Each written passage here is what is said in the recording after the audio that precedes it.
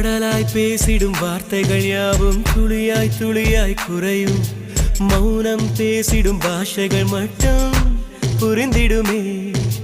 தானாய் எந்தன் கால்கள் இரண்டும் முந்தன் திசையில் நடக்கும். தூரம் நேரம் காலம் எல்லாம் சுருங்கிடுமே. இந்த காதல் வந்து விட்டால் நம் தேகம் மிதந்திடுமே. விண்ணோடும் முகிலோ